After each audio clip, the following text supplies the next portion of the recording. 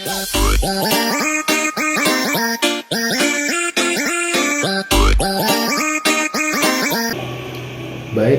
Assalamualaikum warahmatullahi wabarakatuh. Selamat pagi, selamat siang, selamat sore, dan selamat malam, tergantung teman-teman menontonnya kapan. Baik, sebelumnya saya ingin memperkenalkan diri saya dulu. Saya Fakih Sirayudin, NIM saya 24050360007. Saya dari kelas A, Prodi Pendidikan Fisika angkatan 2024. Baik, video ini akan berisi penjelasan tentang sejarah perkembangan bahasa Indonesia untuk tugas pendidikan bahasa Indonesia. Oke, langsung saja saya akan menjelaskan tentang sejarah perkembangan bahasa Indonesia. Nah, jadi bahasa Indonesia itu sebenarnya bermula dari bahasa Melayu, teman-teman. Jadi tidak langsung bahasa Indonesia pada awalnya, tapi dari bahasa Melayu yang telah digunakan di Asia Tenggara sejak abad ke-7. Nah, bahasa Melayu tersebut digunakan sebagai bahasa perhubungan Nusantara atau lingua franca yang merupakan bahasa perhubungan di Nusantara oleh para pedagang pada masa tersebut, teman-teman. Jadi bahasa Melayu itu kayak istilahnya bahasa perhubungan atau bahasa yang umum di Asia Tenggara pada kala itu. Nah, akhirnya bahasa tersebut juga digunakan oleh para pedagang di Nusantara, terutama pada zaman Sriwijaya. Bahasa Melayu juga digunakan sebagai bahasa kebudayaan, seperti untuk buku pelajaran agama Buddha. Bukti penggunaan bahasa Melayu dapat ditemukan pada prasasti di Palembang tahun 684 yang masih menggunakan bahasa Melayu.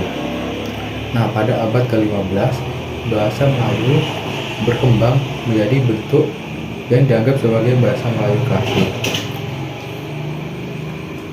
Nah, perkembangan bahasa Indonesia tersebut yang merupakan perkembangan bahasa Indonesia mulai dari lisan maupun tulisan itu mulai berkembang pada saat terbentuknya bahasa Indonesia itu sendiri, yaitu pada 28 Oktober tahun 1928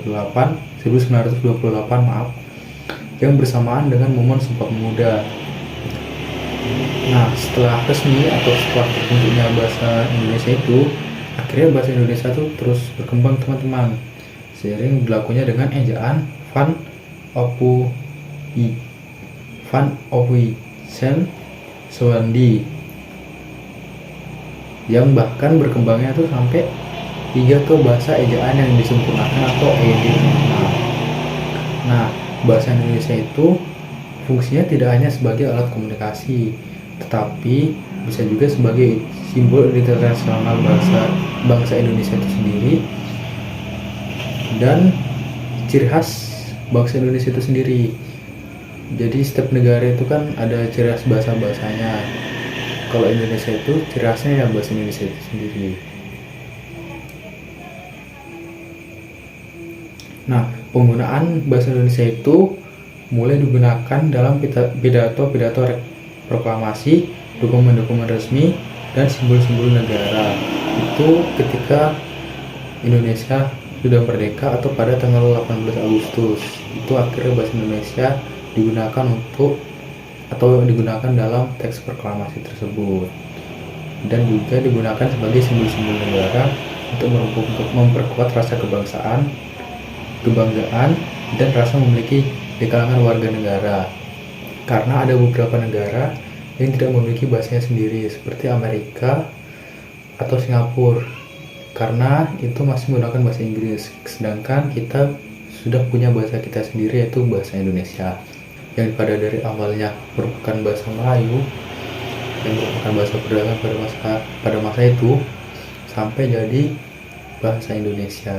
Sekian penjelasan dari saya, Fakih Sirayudin, tentang sejarah perkembangan bahasa Indonesia. Mungkin itu saja yang dapat saya sampaikan.